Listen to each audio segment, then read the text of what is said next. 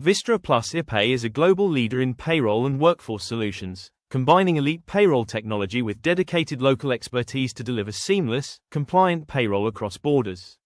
With 1,500 plus dedicated payroll experts processing 11M plus payslips annually across 170 plus countries, Vistra plus iiPay helps over 25,000 SMEs and Fortune 500 companies to simplify global payroll, stay compliant, and grow with confidence. Get in touch to explore how Vistra can help you simplify, scale, and strengthen your global payroll operations. Find out more at vistra.com. Good morning, good afternoon, everyone, and welcome to our session.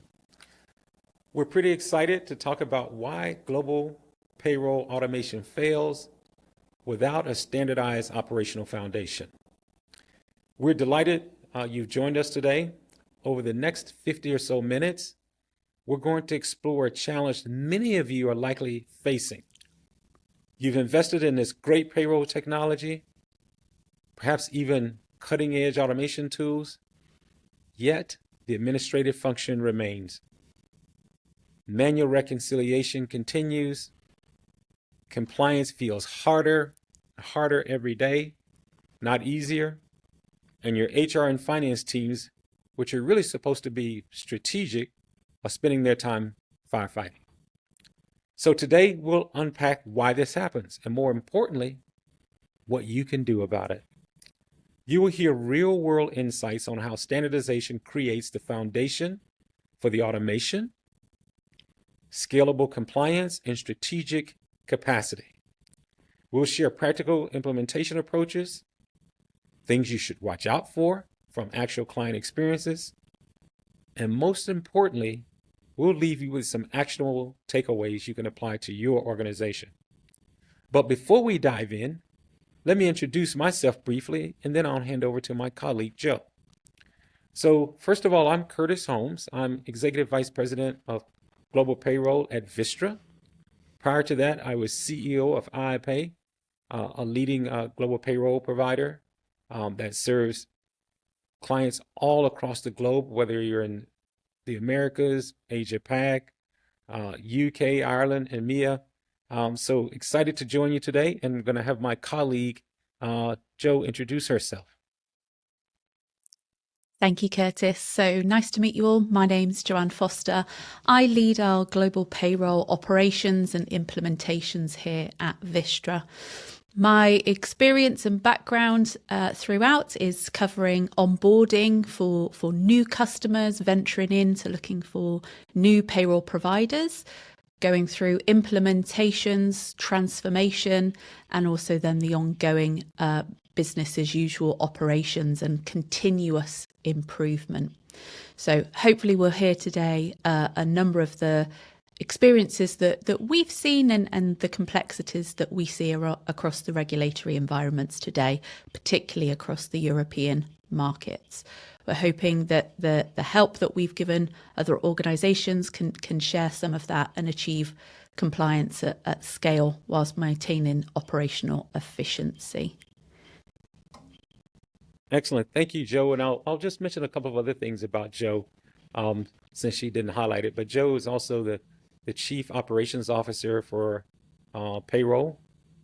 And Joe, I think, has been doing payroll since her teen years. So when you think about an expert, Joe Foster is that person. And as we've worked together for the last 10 years, and it's very interesting because Joe is where the magic happens. And so excited to be with you, Joe. And so let's kind of jump right into it. So, Joe, when you think about it, we're seeing a lot of organizations investing heavily in payroll automation. Yet, many are still struggling. What's going on? It's really true, Curtis. I think there's this idea of automation paradox. Organizations really look to invest in payroll automation and technology, expecting efficiency, but without standardization, really technology only amplifies the dysfunction rather than eliminating it. Really does create that automated chaos rather than that simplicity. I think if we look back, we've seen customers out there go through this real life and very regularly. We not only recently worked with a customer that had a number of markets across Europe. Money was no object, really looking to invest in technology, bought the best technology platforms that are out there that really help to drive automation. But fundamentally, there was a huge gap of really not taking the time to look at the actual processes, the nuance of the local market's requirements. So ultimately not achieving that overall efficiency that the technology can bring and the automation it can bring. We joke very regularly, put rubbish in and you get rubbish out. And I think that's the element here, is that with all of the systems, if it's not coupled with process, operational execution, we're not really seeing those benefits. And it's something that this customer in particular has learnt the hard way. They've 6 months later are still now having to kind of go back and reverse engineer of not doing that right up front. So it really does try and kind of layering automation over fragmented systems just doesn't drive the outcomes that are expected there. Curtis, you've worked with organisations at various stages of this journey. What's the most common misconceptions that you see? Yeah, I think, Jill, that's a good question. I think there's a belief that technology alone will solve the complexity. And just to give you a perspective on that, and our listeners, in the recent Global Payroll report that Vistra commissioned, we found that 93% of payroll leaders view payroll as strategic. However, only 1 in 3 have achieved the integration needed to deliver. And when we think about integration, it's whether it's integration into some HR system, integration into finance system, integrated into the benefits system, and then to have all of that work together seamlessly, that's not really happening. So the big misconception is I get this great technology, I buy a payroll solution, I buy a technology solution for HR, I buy a benefit solution, and magically it's all going to work together. That just doesn't happen. So there's a huge gap, Joe, between this aspiration that we see, that our clients see, that the global market sees. There's that gap between aspiration and execution. We can start to close that gap. That's where the strategic value lies. So what we have to think about is technology amplifies whatever foundation you build it on, good or bad, but technology by itself is not sufficient. And as we think about that, Joe, we know that sometimes standardization is missing. So what happens when that's missing? I suspect that you've seen this play out across the European markets and probably even broader markets. But what happens when it's not there?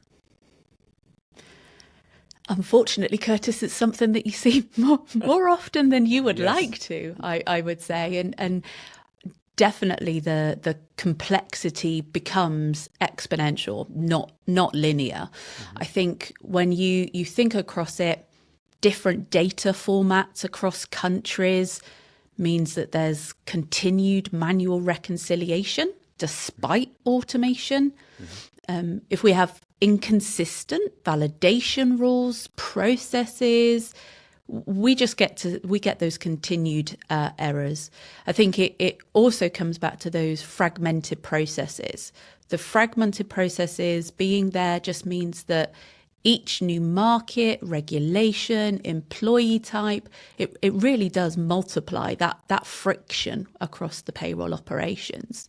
So not only is it adding complexity by not having that standardization, it actually is multiplying it, just really making the life of HR and payroll teams that much more complex than it really needs to be. Joe, that's interesting because we would think that you buy this technology, you do a little bit of standardization, we'd see a lot better results, but obviously that's not happening. I suspect compliance might be a nightmare as well in this scenario. Do we typically see that as well? Absolutely. in some recent research that we conducted, it showed that 61% of organisations have projects delayed by regulatory uncertainty. Okay. Without standardisation, every regulatory change really can become a crisis if not handled in the right way.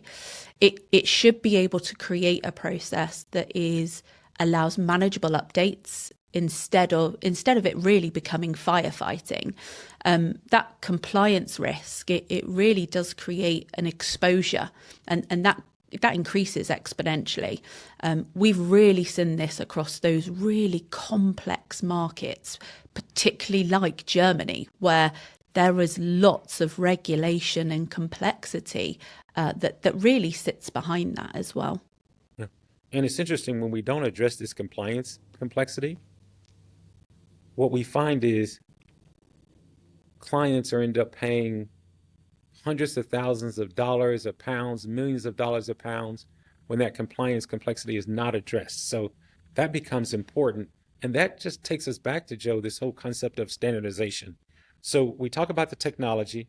We know that's, let's call that table stakes, strong foundation. We got to have it. But we know it's necessary but insufficient. So let's talk about what standardization actually means, Joe, because it's just not about systems, is it? No, absolutely. And I think that's the key distinction and the most critical distinction, I would say. And probably the area where most people fall down is thinking that technology is going to solve everything. But I would say standardization really starts to span across three critical areas. It is not just about technology.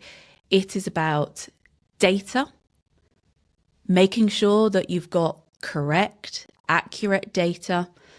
That's really what is going to make automation effective and efficient.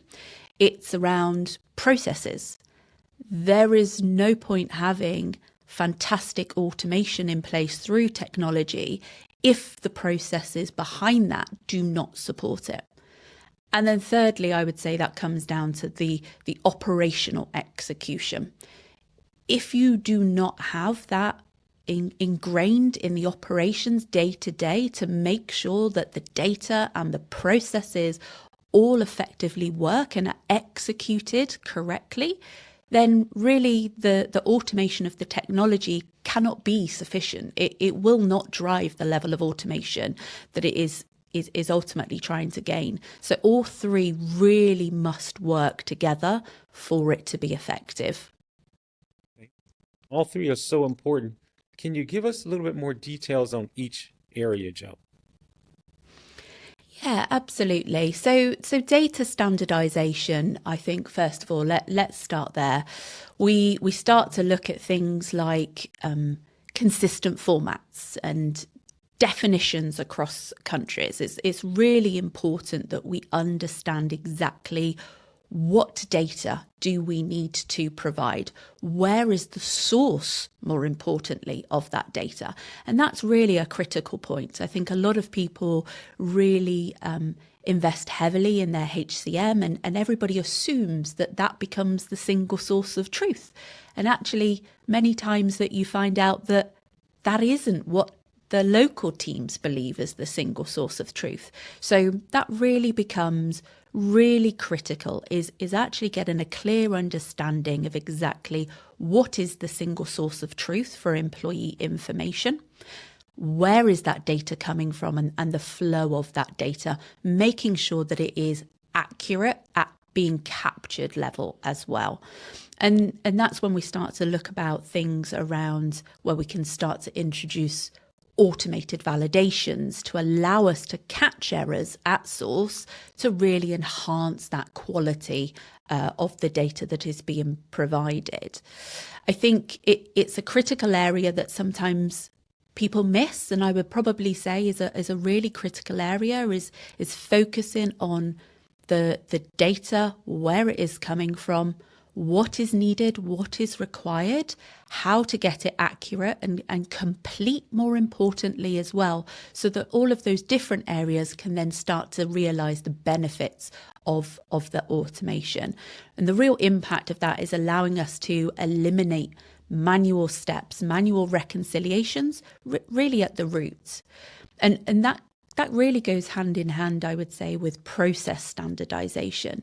So really great, we've got this data, we know where the data's coming from, but actually it's making sure that the processes around that are standardized.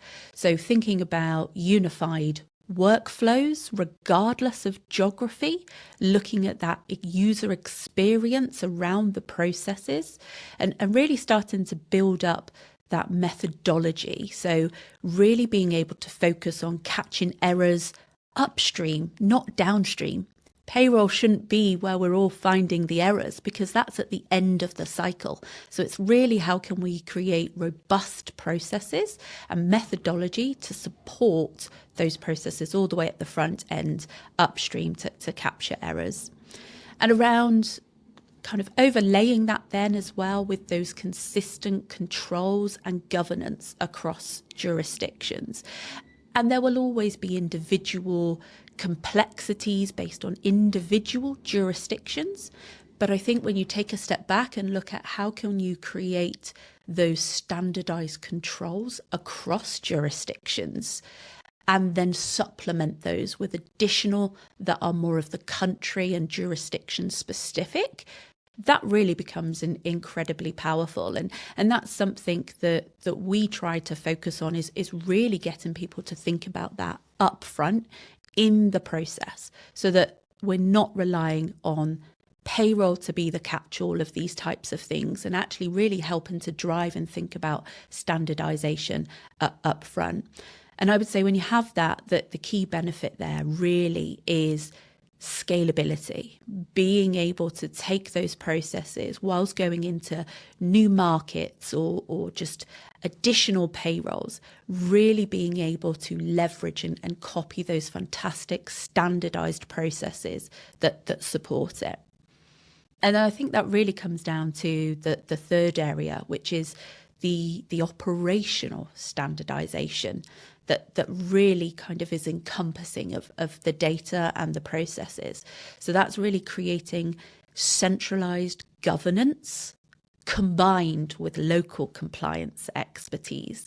And this balance really becomes critical.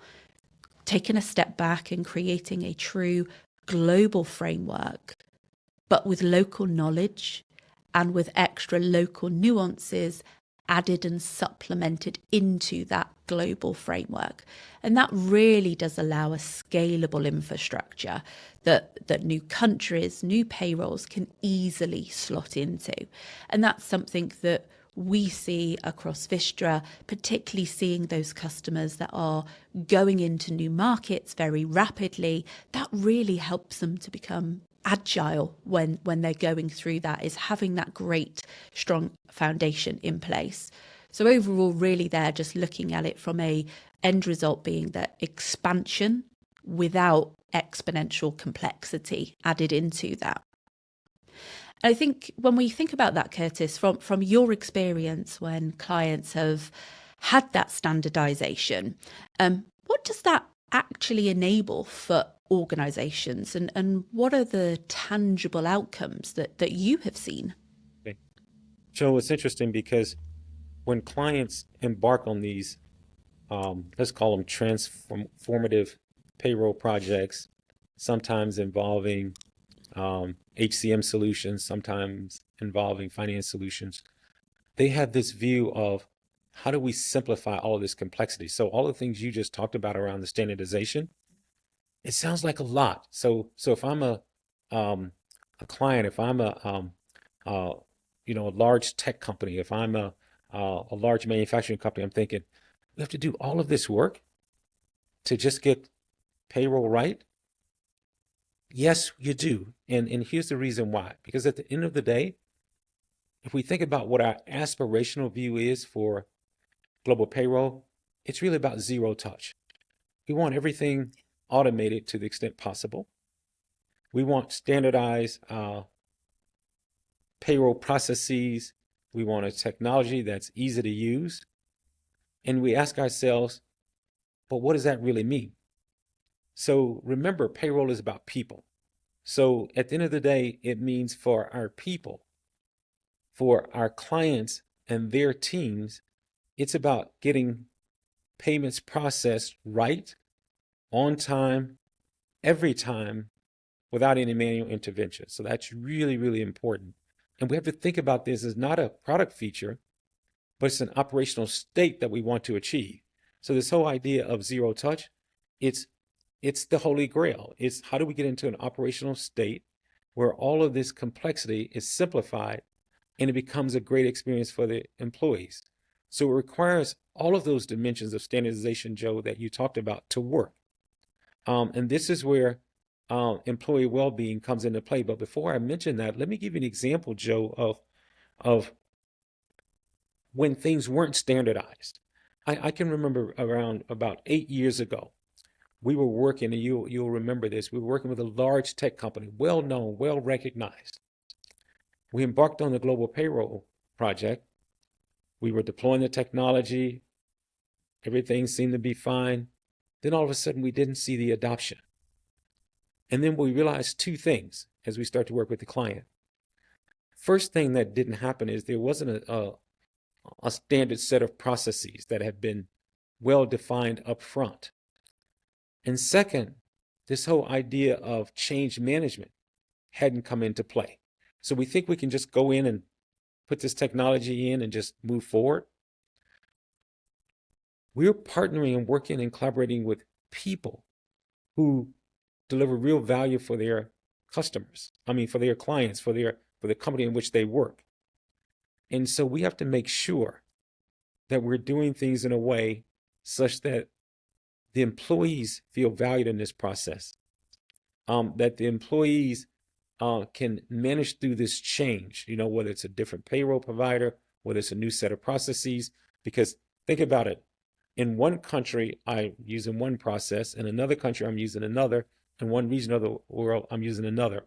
So if we take this back to standardization, technology, and this all links to that whole vision of zero-touch payroll, and it comes down to what is the value proposition, the employee value proposition that we're making for the employees of the companies in which we work with and partner with every day.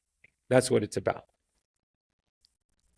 That is a really, really interesting point, and something I think that gets forgotten quite a lot, and that is about employee well-being and payroll. You're right, is people and employees are at the heart of it. Can you expand on that a little bit for us, because it really is important? Yeah.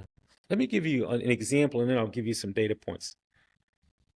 I'm only 10 years into payroll, Joe. So as you know, I came into payroll in May of 2016. So 10 years into payroll. I came into payroll assuming just everybody got paid on time, accurately, compliantly. So naively, I'm like, oh, wow, this is going to be straightforward because everybody always gets paid. I always got paid on time. Well, in reality, that's not what was happening globally. In reality, the complexity, when you think about the complexity in France, or the complexity in Germany, or the complexity in Brazil, so in certain countries, there's so much complexity. Or if you even think about the US, where you have you got to be taxed on these various different jurisdictions. So whether it's federal, whether it's state, whether it's a municipality. So there's a lot of complexity here. And so I can remember visiting a client on the East Coast, and won't name the client. And I was new to payroll, and I'm thinking, oh, this is going to be a cakewalk, no big deal, everything is good. We go to the client's office on the East Coast, but they had created an environment that, let's call it a Silicon Valley vibe. So we walk in and people are walking around with their dogs. I'm like, oh my God, first time I've ever seen people with their pets at work, which was pretty cool. So when this person showed us around, they showed us that. So we saw that. Then we went to another area where we saw this amphitheater where they have their town halls, where you got some people standing in the balcony, you got people down in the amphitheater level, and you could just feel like there's a culture here that's special. Then they take me to another area and they say, here's what we do on Fridays. And then you see all the niceties, the beer chugs and the wine bars, and you see all the nice stuff. And so then we tour the facility. That's the first thing that this leader wanted us to do, is tour the facility. Then when we come back to the facility, we sit down in the conference room. And what became very clear to me and what was communicated and shared at that time was a certain culture had been created. And as long as we get payroll right, that culture continues to thrive. The day that we make that one mistake and get payroll wrong, that contract between the employees in this particular company, that contract starts to erode. And so that's the first time it became so crystal clear to me that payroll is part of the culture. It's a part of the employee value proposition. And what do the employees really value? They work really hard for their companies. So they want to make sure that they get paid accurately. They want to make sure they get paid timely. They want to make sure they get paid when they're supposed to be paid. And keep in mind, we forget that when an error occurs, or if they're paid one day late, we forget what the impact is, Joe. And you and I have experienced some of this, and we've seen it. And somebody says, oh, it's okay, it's a few hours late, or it's okay that it's the next day. Well, it's not okay for that payroll employee, because if you get paid on the 15th, guess what happens on the 15th? Your mortgage comes out on the 15th. Your automobile payment comes out of your bank account on the 15th. You're buying groceries for your family on the 15th. You're sending your daughter to soccer match and making the payments for that. You're sending your son to his tennis match, and the payments come out. So the day after, you created so much stress for that employee and that employee's family when you don't think about the well-being aspect of it. So that's really key. And so when the study that we completed, it showed that 97% of the organizations see payroll as key to their whole employee value proposition. And when those errors do occur, it creates real financial stress for the employees. And I think it's important that we in the industry recognize that. And when you got almost a third of the employees still raising payroll concerns and still sending notes to HR all the time, this doesn't seem to match my payment last month, or why is this changed? Their basic needs aren't being met. So for us, zero-touch payroll isn't just about efficiency. It's about employee trust. It's about employee well-being. And getting paid on time and accurately, it's fundamental to that financial security for that employee. I know it is for me, Joe. I know it is for you. And when an employee is stressed, that means what? They're chasing these errors. They're trying to get corrections done. And that means they're not as productive. They're not creating the value that the company wants them to create. So this whole concept of bringing together technology, bringing together standardization to really go after this aspirational goal of zero-touch payroll, so that we can bring more value to the people who do the work for the companies every day. That's what it's about, Joe. So for you, Joe, you're working with these HR leaders all the time. What else does standardization enable?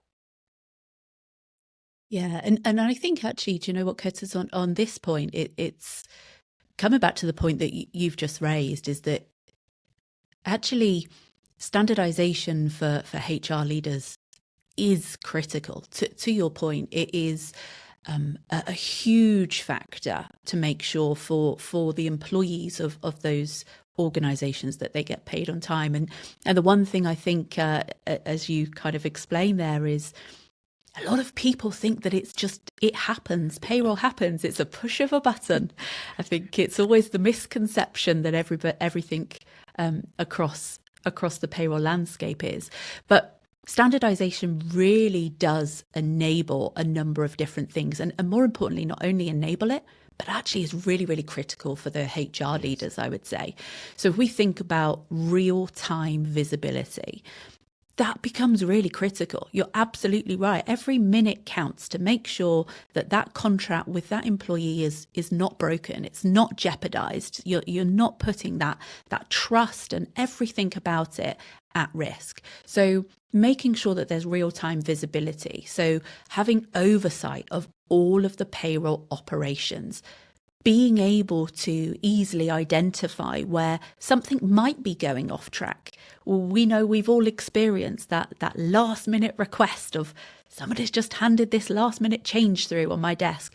Having that real-time visibility really becomes critical to not impact the actual overall outcomes of the payrolls. If we think about having more sort of dynamic dashboards, looking at trends, variances, forecasts, that comes back to where actually standardization becomes critical for HR leaders, really allowing it to become more strategic rather than just, am I paying correctly and on time, but using that data to learn from it, really showing where those trends and variances might come from and helping to forecast when things do arise or you have those common areas within processes. I think it really also enables, as part of standardization, really helps HR leaders start to work on an exception-based management, really replacing manual reconciliation. I think if we think back of a number of customers I've had opportunity to work with, and because payroll is so important and because it means so much to employees, people want to get it right. The amount of organizations that I've worked with that still are manually reconciling data, manually checking it, making sure that it's 100% correct. A lot of the times that is purely as an outcome because they don't have standardization in place. So really enabling that standardization helps it to become more of an exception-based management and really helps drive that efficiency in the process as well. I think the other thing as well is that it really helps provide better visibility, not only to HR teams, but also to finance teams about what is actually happening across the entire footprint. It still surprises me to this day the amount of organizations that we work with that don't even know the basics of how many employees are they paying? Yes. What frequency? How much? What does that look like? Because they don't have that data available to them or at the right level or providing it in a standardized way that means that data is meaningful. And that's where I think standardization really becomes important. I think it really also helps that there's that no more waiting for country by country reports, being able to take a step back and looking at data holistically, whether that be on a regional basis or a global basis, but standardization really helps that data become more meaningful to HR leaders. I think it also comes down to being able to have a scalable compliance framework as well. If we think about lots and lots of compliance aspects globally, across different jurisdictions, creating that standardization really helps drive a scalable compliance framework to be able to support delivery. And that really starts looking at coming back to that concept of having that global framework overlaid with local expertise and local nuances, rather than it being built all individually at a local level that doesn't allow you to see those common trends on a regional or global basis as well. And I think the other area as well is around automating those regulatory updates across jurisdictions. That really becomes important, particularly for a number of the organisations that we work with, where the number of countries that they are supporting, without that automation for those regulatory updates, it becomes really hard to manage. And it really helps reduce risk. There was an interesting report that we recently saw where it showed that 29% of organisations are uncertain about provider compliance. Those 29% being exposed to fines, reputational damage, operational disruption. It really is a big situation. And I think that standardization really helps make compliance manageable and proactive, not reactive anymore. And that really becomes critical, I think. Is there anything that you see it enabling in addition? Oh, Joe, you know there's a big one that we all keep talking about, and it's AI. I mean, you know, AI without standardization is not going to give you the bang for the buck. So when you think about it and where the conversation is headed as we move forward, it's how do we think about AI in the context of standardization, and how do we leverage the power of AI? You know, it's interesting. When we talk to payroll leaders, about 95% say they're ready to adopt AI-driven capabilities, but most are not ready because guess what? AI really requires standardized data and processes to deliver value. You use this concept that I learned from you and my colleagues in the UK, rubbish. So without standardization, we're getting garbage in, garbage out. We're getting rubbish. Um, so we gotta, you're not able to learn the patterns from the fragmented, inconsistent data. You don't get the proactive monitoring, the predictive insights, all the things that an AI promises. So AI can amplify the foundation that we build up on good or bad. And if you think about it, look at some of the things that if we do the standardization, Joe, and if we think about the value of AI, think about, and you talked about this earlier, think about enhanced validation. Think about the ability to communicate quickly. We talked about when there are payroll errors. Now, today, the way the system works is somebody submits a ticket or they put in a call to HR. Well, a lot of times it's the same problem. So how do you leverage AI capabilities and AI tools and standardization such that instantly, if an issue comes up, somebody can put something into the chatbot and immediately get the right response back and the issue is resolved. You don't have an unproductive employee. You don't have an employee who's stressed. You have an employee who's happy to bring value to the organization. You talked earlier about predictive capabilities, Joe, whether you predict labor trends, whether you predict workforce shortages, whether you're looking at predictive dashboards about the health of your business. There's so much capability and so much opportunity with AI. But if we don't standardize, Joe, we're going to miss out on that wonderful opportunity that AI can bring us. Absolutely. It's definitely the focus and the word of the moment of in the world of payroll, for sure. Evolving from the more operational side then, what about the strategic nature of payroll? So you mentioned earlier that our recent report, we saw that 93% of payroll leaders see payroll as strategic. Yes. But how do they actually achieve it? Well, this is where it gets exciting, Joe, for the HR and finance leaders. Today, 63% are achieving improved workforce planning. That's a good number, but not good enough. There's another 63% gaining greater financial visibility. But what has to happen is teams got to reclaim time so that they can focus on those high value strategic initiatives that bring even greater value to the business and doing less firefighting. They got to shift from, and I think you talked about this earlier, Joe, they got to shift from being reactive to proactive. And so it's really about moving from kind of a cost center mentality to becoming a strategic enabler. And to me, that's where there's huge opportunity in strategic capacity to move forward. And this is especially so when you have workforces that are mobile now, and that is increasing. So this whole concept of mobility. Joe, from your perspective, this whole idea of mobility, strategic enablers for payroll, What does it mean for organizations, and what do they need to do to ensure that they're ready to support this big shift?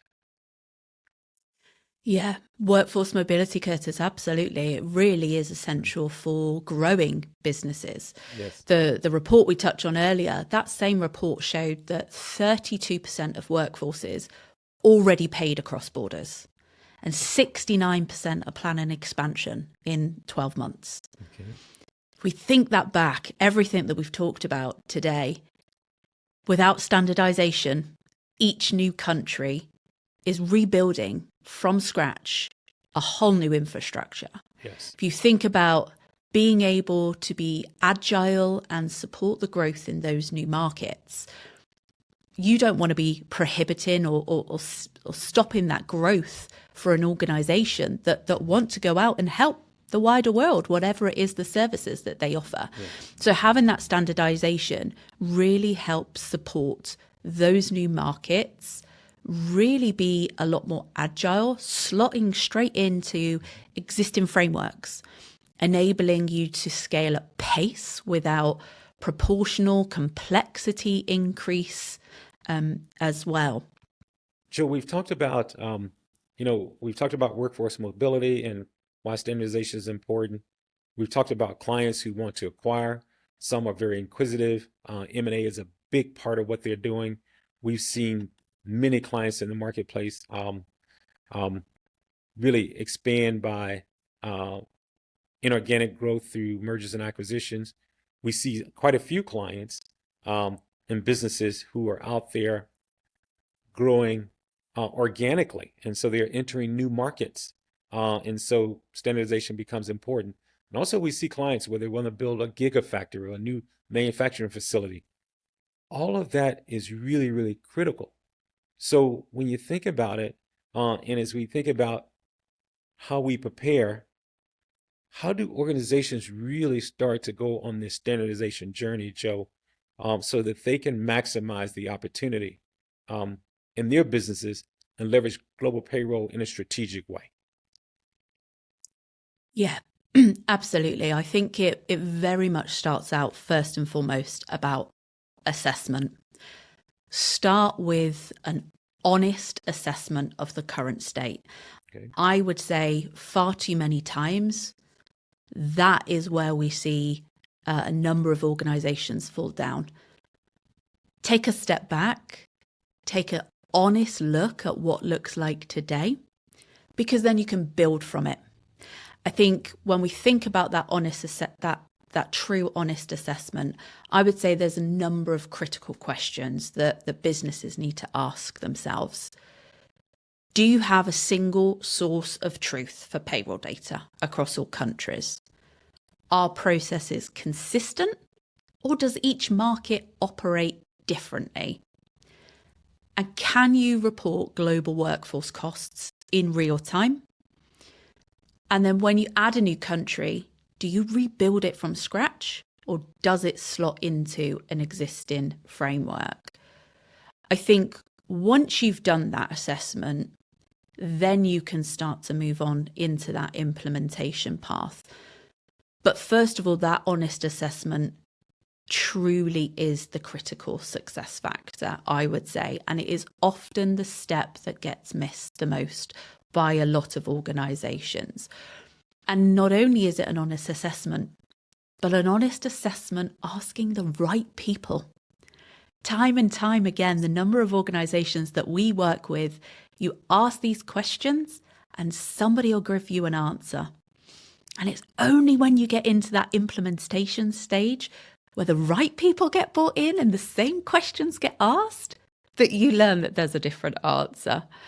So I think that becomes really, really critical, is that engagement from the right people to get the right answers for that honest assessment. I think if we then think about moving into that implementation path as well, and what does that look like? I think it really comes down to data architecture. So really looking and defining those consistent data formats, validation rules, the processes that capture it, establishing that single source of truth. And that doesn't always mean that there won't be other sources of data to feed.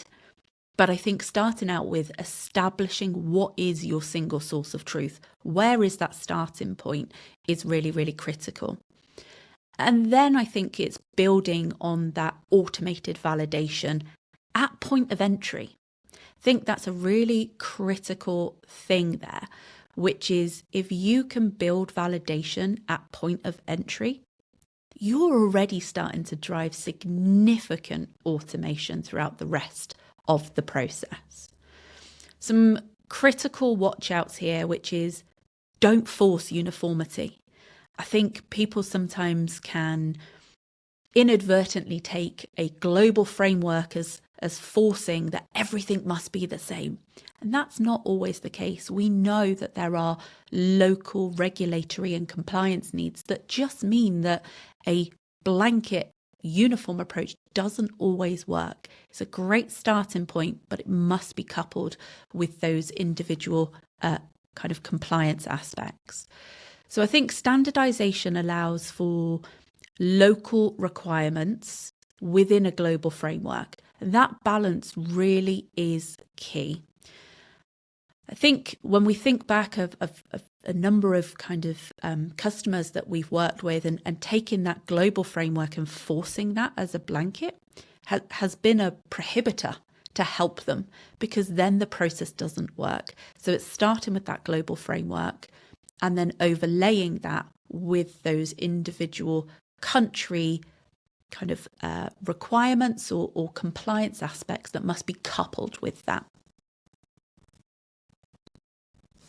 Joel, are there any other areas that we got to watch out for? Because what's interesting, you mentioned this whole concept of the data architecture. I think based on our experience in working with clients all around the world, a lot of times if we can get that data architecture piece right up front in the process, we have the ability to then ensure on-time, successful implementations. We have the ability to ensure on budget for the client implementations, on budget for us implementations. And then we have the opportunity to go live in a way where clients can honor the commitment that they've made to their employees that we're going to make a transition from payroll provider A to payroll provider B. You're going to get a much better experience. You're going to get the standardization. So we know that data piece is a big piece, and that's the biggest thing we got to watch out for. Are there other things we need to watch out for, and what are the next phases that we have to start to look at? Yeah, so I would say a few watch outs is don't try to force a one size fits all. Okay. Standardization creates a fantastic framework, not rigidity. And I think that becomes crucial here. Local requirements still matter. Yes. I think that's something that we must all take into consideration. That framework is a fantastic foundation, but those local requirements still do matter. The framework should enable flexibility, not eliminate it. And that's something that can often be lost when people look at these different processes. I think in terms of those follow-on phases, I think the next up is building out workflows. Map current processes across all countries. It amazes me still to this day to realise that people think that a process is being followed across all, and it's only when asking, take a step back and map them out, that they realise that there's certain countries doing things they didn't know was actually happening. So mapping those current processes really does become critical. I think then being able to identify the areas that are common and the areas where it's necessary for variations. So build a unified workflow, but with local flexibility. And a critical watch out, come back to this point, it is something that we see too often. Involve your local payroll teams early. Absolutely. I think that becomes a huge area that is missed. They understand compliance nuances that you can't afford to miss. Local expertise is essential to getting this right. I think another phase when we think about is around that technology integration, connecting HR, time, finance, payroll systems, and then allowing that middleware for that governance layer, really trying to enable real-time data workflows and validations. Integration shouldn't be a bottleneck. It should help support all of that processes. A recent report that we prepared results showed that only 16% have achieved mostly automated processes. 16% when we think about the technology systems that are out there. And that comes down to set realistic expectations on timeline. This takes time, but it delivers lasting value and lasting results. And then I would say the final phase, this is an area that people often forget. They've done all of this work, they've got it all set up, they've got that integration. But we know the world we live in changes. Rules change, processes change. So a critical phase is continuous improvement. Monitor performance and identify optimization opportunities. Leverage AI, as you talk about, Curtis, for anomaly detection and predictive insights. Really allowing to refine those processes based on global data patterns. A real critical point in all of this. Creating standardization isn't set and forget. It requires ongoing evolution as businesses changes, rules changes, legislation changes. Continuous improvement mindset really is essential in all of this. Joe, this sounds like a lot. It's a lot, but at the same time, it's what's required and it's what's critical to ensuring success. So can you give us a real world example of how you have seen this play out? Yeah. One of the best I've seen is a customer that we worked with a number of years ago. And every single country was operating and being processed as if it was its own unique organization. Completely different people involved, completely different systems involved, completely different everything, controls, everything involved. And I remember on a first introduction with them that they set out what sounded like a really basic goal, which was they wanted anybody in their payroll team globally to be able to run any payroll globally in their organization. They wanted true flexibility, that if somebody was unwell or something happened, that anybody in their team could pick up a payroll and know how to process it. And that started by a whole approach. And this is the one area that I would say it comes back to where I say, bring local expertise in early. And they did that incredibly well. Bringing those local expertise together at the outset to talk about current state processes. They learned so much from each other of things that they didn't know that was happening within their organization, things that people were doing manually that just allowed a forum first and foremost and to get that out. From there, actually, we were able to work with them to create a implementation timeline that actually really started to consider everything. It allowed us to build a timeline that was realistic, first and foremost, considering things that they had going on in their own internal business, conflicting projects that they had on, what it actually meant to be not a lift and shift, but a transformation. From that, we were able to work with them to go through and have a really methodical approach that had clear milestones throughout so that we could track progress, making sure that we knew up front, what does that golden state look like? And then how do we work towards that? I think from that overall, it was a fantastic experience to be part of, to go through this transformation for them. It really allowed them to gain significant efficiency gains. The amount of data that they could automate through integrations, because they were able to focus on getting their processes and the data right up front, meaning that their team didn't need to manually submit data anymore throughout the payroll cycle. They were really able to start engaging with the data, providing those insights. The one big key thing that took away from that I was proud to be part of, that is they achieved their goal. Unfortunately, they had a situation where somebody went off on a long-term unplanned absence, and they were able to have somebody else in a completely different region in the world step in, fully run their processes. There were those country nuances, but they were able to go in because they had some great framework of standardization, where to go to, how to work things through, where to look for the data, how does the data flow, what do the controls and validations look like. That was that global framework. They achieved their goal.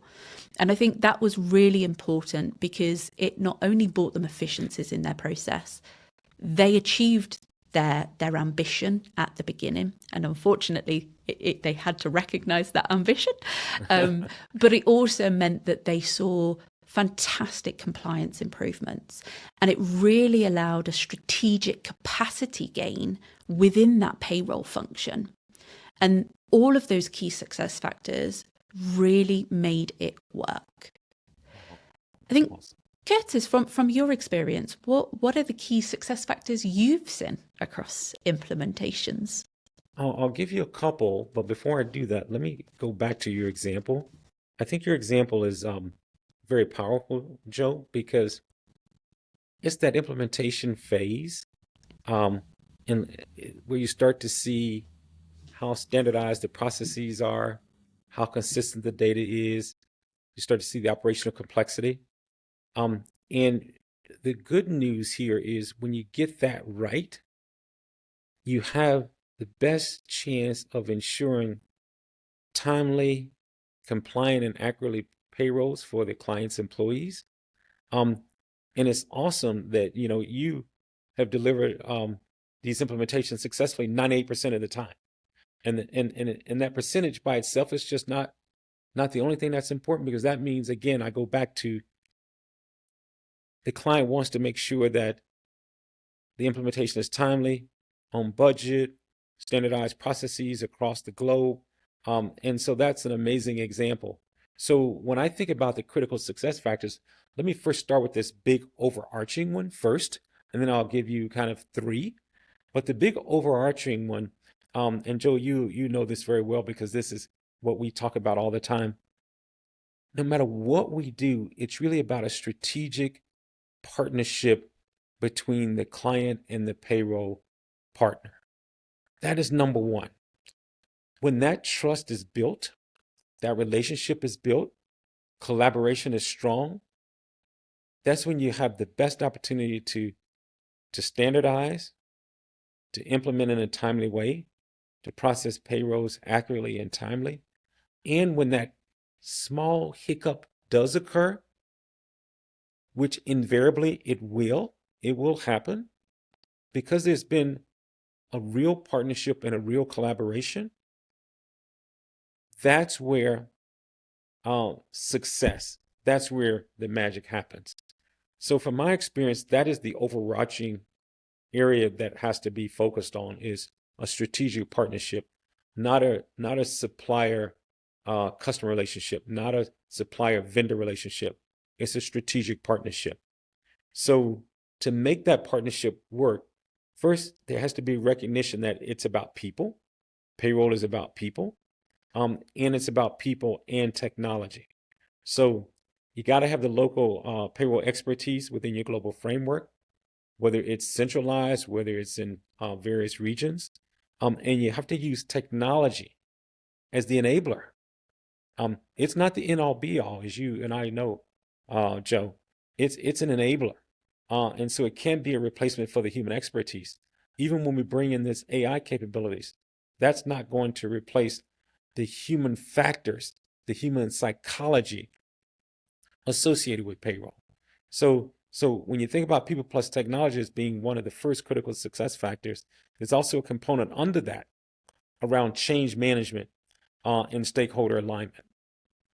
We gave the example of one client where you start this project, you got this great technology, but change management didn't occur, so people weren't ready. So you pause and you say, wait a minute, it looks like we're going to take a delay.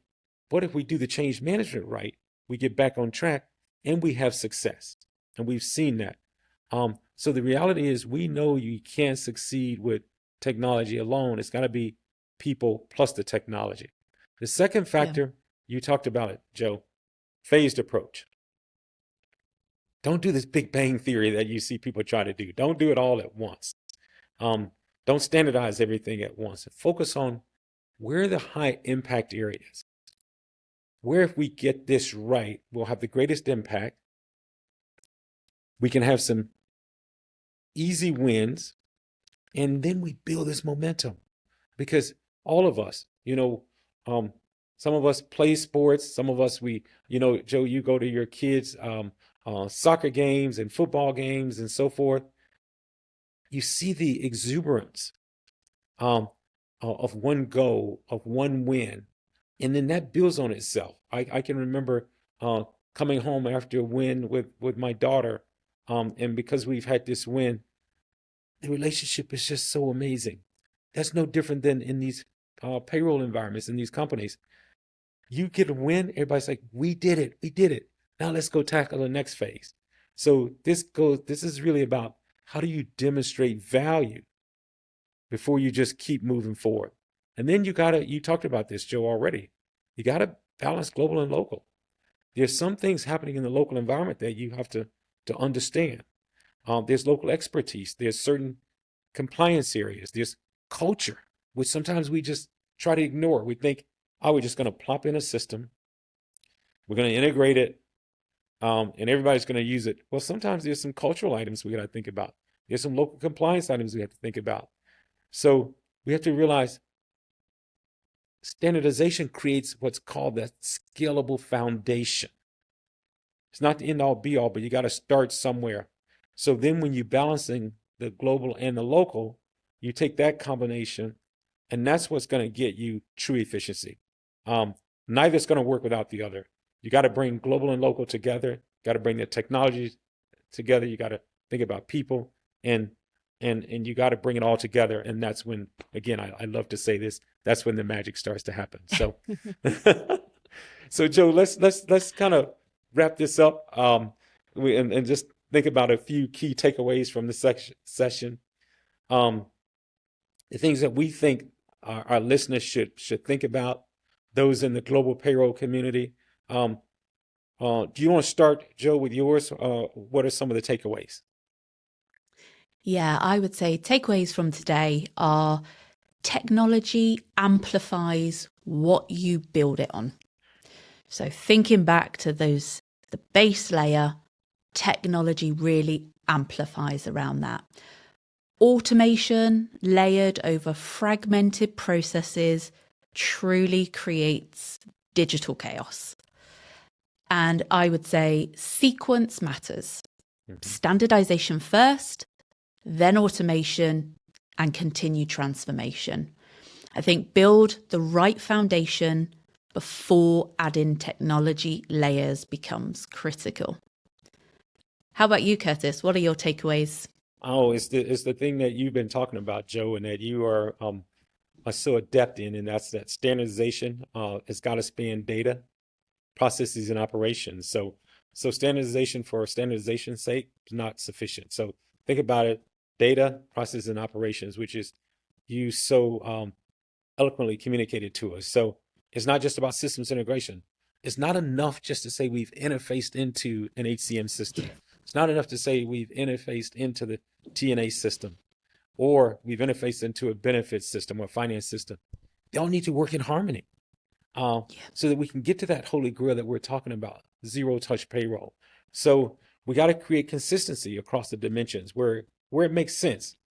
And we got to maintain that local flexibility, Joe, that you talked about earlier.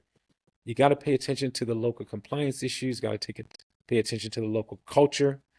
All of these things got to work together.